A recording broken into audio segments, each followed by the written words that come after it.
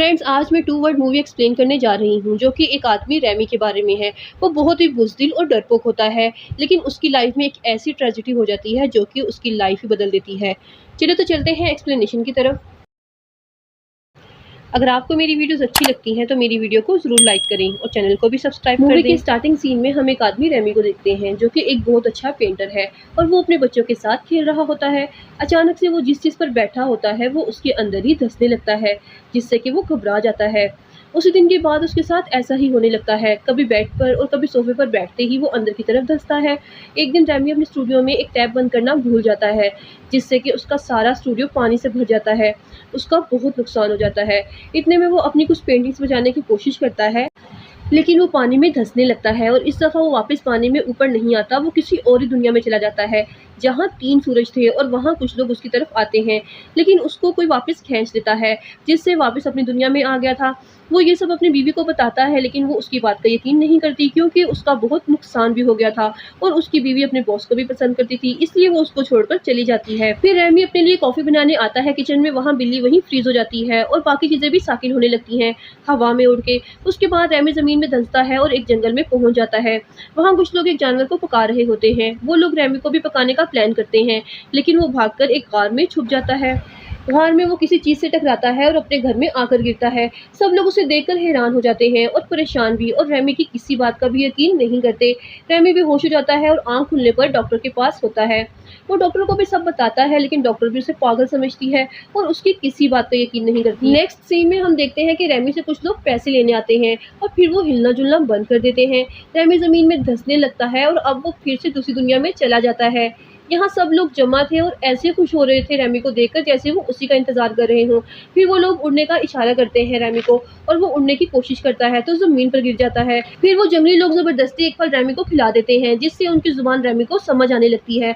तो उस कबीले का सरदार बताता है कि वो लोग सुल्तान नाम के एक आदमी से बहुत तंग हैं और उससे उनको किसी दूसरी दुनिया का बंदा ही बचा सकता है, इसलिए उन्होंने जादू के ज़रिए रेमी को अपनी दुनिया में बुलाया है। ये सब सुनने के बाद रेमी उनकी मदद करने से इनकार कर देता है और वो लोग सज़ा के तौर पर उसे वहाँ बंद भी कर देते हैं।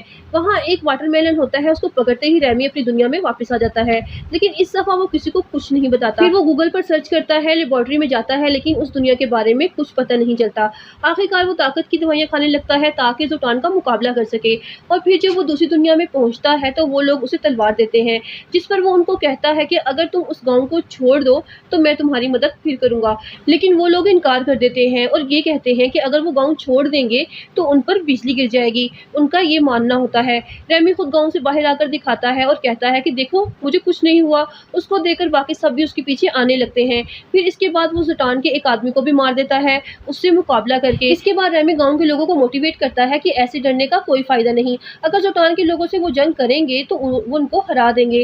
रेमी उनको बहुत अच्छा गाइड करता है और बताता है कि कैसे हम दुश्मन को हरा सकते हैं, और वो अपनी दुनिया में आकर सारा नॉलेज लेकर उनको गाइड करता है। फिर वो गाँव के लोगों से और ज़ुल्तान की आर्मी के बीच जंग छिड़ जाती है।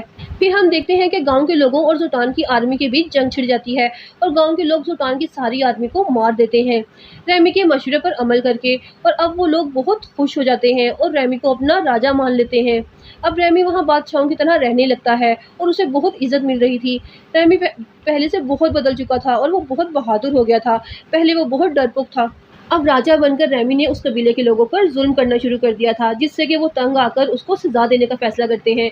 वो ज़मीन में धंस जाता है और वापस अपनी दुनिया में आकर फैसला करता है कि वो दोबारा से पेंटिंग का काम शुरू कर देगा, और वो अपने लिए एक लड़की भी पसंद करता है।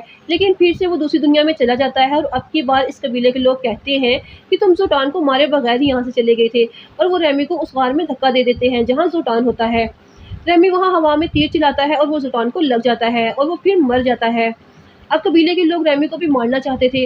अब वो चीज़ जिस पर जादू करके उन्होंने रेमी को इस दुनिया में बुलाया था, वो उस चीज़ को जला देते हैं ताकि रेमी कभी अपनी दुनिया में वापस ना जा सके।